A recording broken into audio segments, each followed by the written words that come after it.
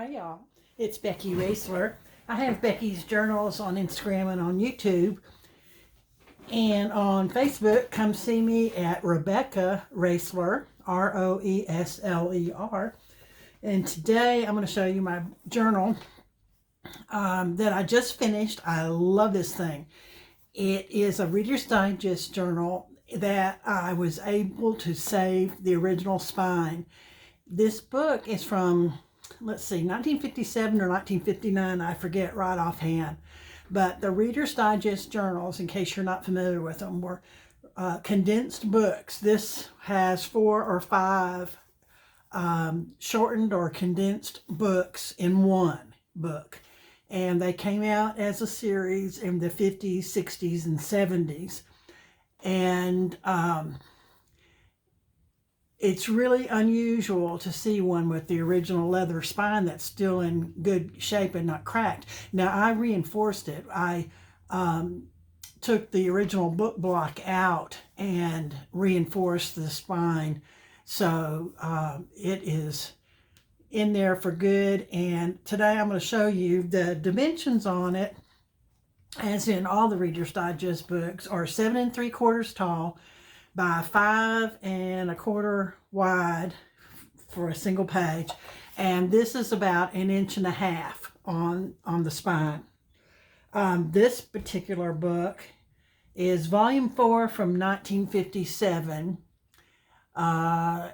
It's got Lobo, The Century of the Surgeon, By Love Possessed, Duel with the Witch Doctor, and Warm Bodies. That's 1, 2, 3, 4, 5 condensed books in it.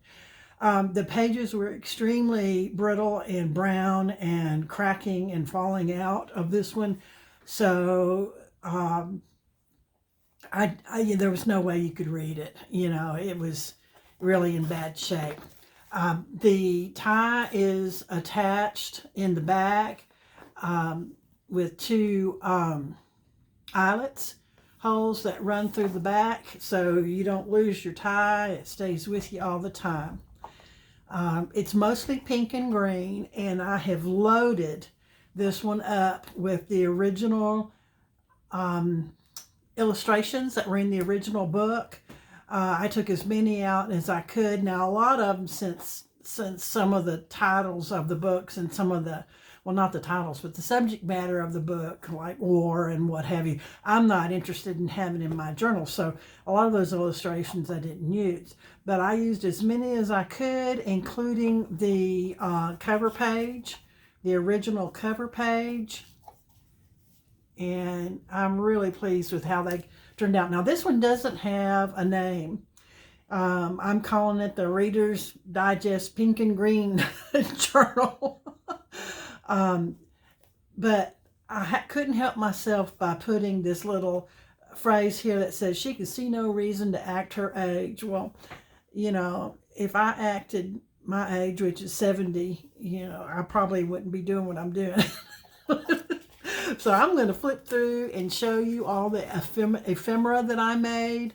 And this one is just loaded up with ephemera that I personally made with my paper scraps and paper that, like this one, that I hand dyed and stamped. So I'm going to flip through it and show you. This pocket is made from a cut down doily that I'd had. Just lots and lots of pockets on this one. Lots of journaling cards in the pocket. All the pockets are stuffed full. And a lot of the pockets were made with masterboards. Here's one of the original illustrations in the book. Now, I showed this book before I started seriously decorating it. But now I have gone through and finished decorating it all the way. There's lots of flip outs and flip ups in this one. Tons of writing space. This one I'm going to hang on to a while, but if you're interested in it, send me a direct message on Facebook at Rebecca Raisler or Instagram at Becky's Journals.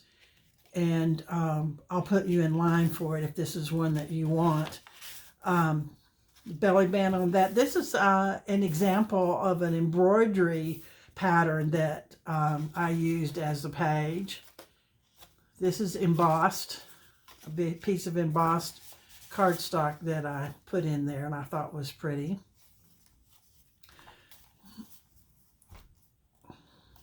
This was dyed and stenciled. Come here, you. Another original illustration that I used as a flip out on this. Page from the original book, more from the original book. This is handmade vintage lace, and there is there's a lot of lace and texture in this book. Like I like to do all of my journals. A lot of stamping that I have done. This is wallpaper, a wallpaper border anyway, that I used in the center of the signature. Another stenciled. More handmade ephemera.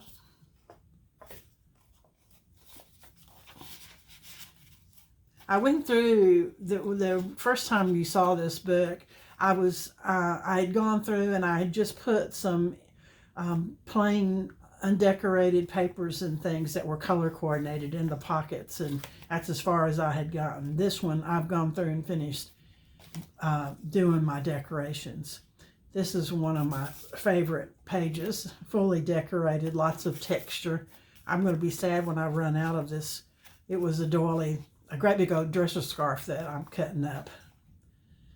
I've really enjoyed using that. Another flip up, another strip of hand-tatted lace. That's original, real vintage hand-tatted lace. Corner tuck that I made. Lots of tags that I made. This is a piece of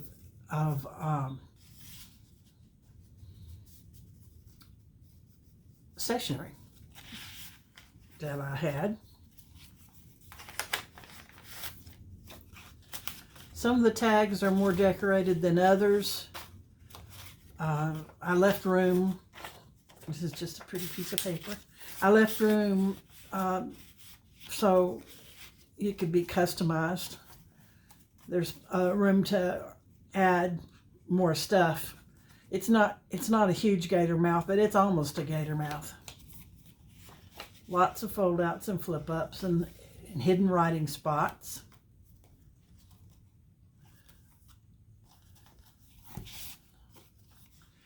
Both these tags were made with master boards that I did with my pink scraps.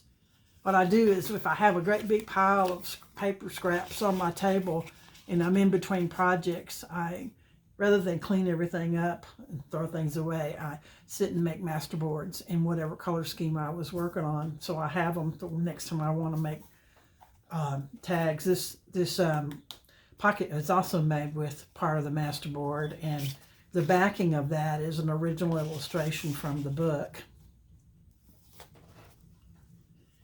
Fearless, independent, and original. Sounds kind of sassy. I come from a long line of strong women. I believe in it. I encourage women to be strong. Here is a full page from it's the title page of the condensed book by Love Possessed. I thought that was wonderful. Another corner tuck with some simple tags that could be decorated up fancier. Lots and lots of flip outs in this one. And I've told you before, if you watched any of my, but a flip out is just a piece of paper that has been either folded down and glued down or taped down so it can open and close. That's a tip in. And you use tip ins to make fold outs and flip ups and what have you. Gosh, there's a ton of them. I didn't count them, but there's a ton of them in this one. Another original page from one of the books that's condensed in this one. Another original illustration from the book.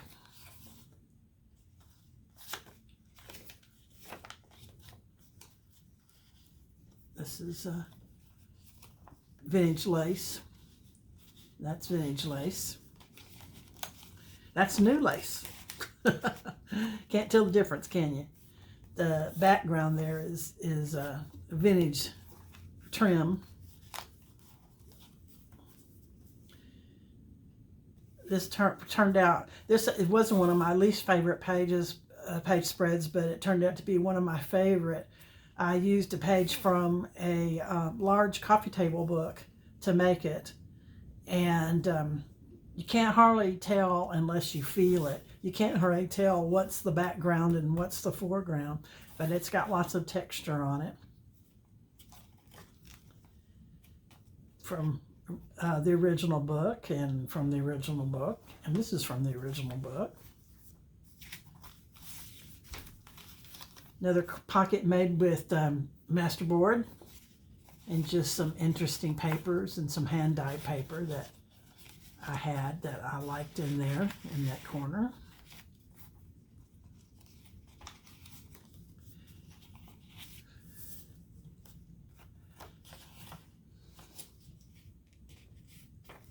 This is just some interesting botanical paper that I had.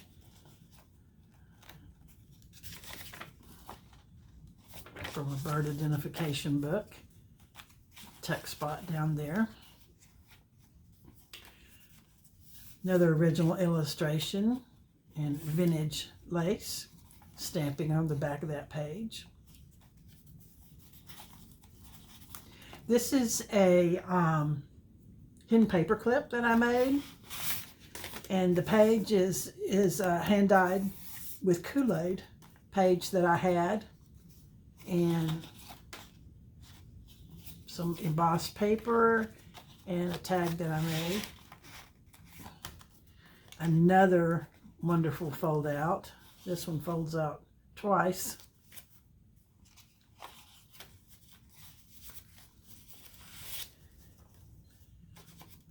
Back of the hidden paper clip, I decorate them too. Two journaling tags that I made. So funny, the things that were your least favorite, but then you go to decorate and play with it a little bit, and this is now one of my favorites.